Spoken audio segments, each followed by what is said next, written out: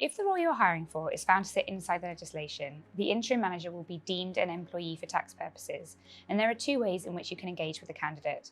They can either contract via their limited company, or they can contract via an umbrella company.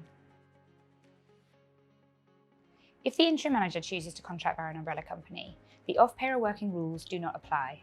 And this is because the interim manager legally becomes an employee of the umbrella company, and therefore all payments to them are treated as employment income. So the umbrella company will deduct both employees' and employers' national insurance contributions and tax and potentially apprenticeship levy from the interim. Umbrella companies will additionally charge a management fee for this. As a result of this, we have found interim managers have not wanted to use umbrella companies.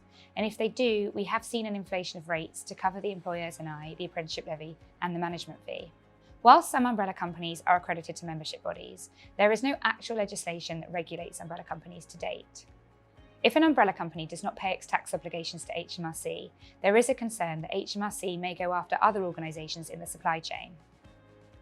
In addition, because interim managers do multiple assignments across the course of a tax year, switching between a limited company and an umbrella company adds a layer of complexity to their financial affairs, which some interim managers are not willing to take. So it is worth bearing all this in mind, as you may limit your talent pool if you wish interims to contract via an umbrella company.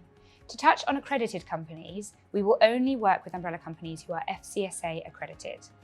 FCSA stands for Freelancer and Contractor Services Association. They are a membership body who have a set of standards that any accredited umbrella company must work to. If the interim manager chooses to contract via the limited company and the off-payroll working rules apply, and Odgers Interim are paying them, they will be able to go on Odgers Interim's payroll. We operate a payroll service which allows the interim manager to maintain and contract via the limited company. We will deduct employees' national insurance and tax at source on behalf of the limited company and pay this to HMRC. And in turn, we will charge the end client employers' national insurance and apprenticeship levy if due. This means the interim's take home is much better than if they were going to contract via an umbrella company.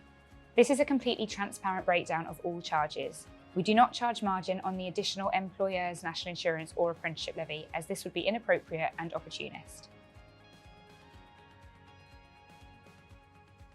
Lastly, it's important to make you aware of the rules around expenses if you're not already. Under the off-payroll working rules, interims' travel and subsistence expenses to main place of work are deemed to be income for which tax and national insurance contributions and apprenticeship levy, if applicable, are due.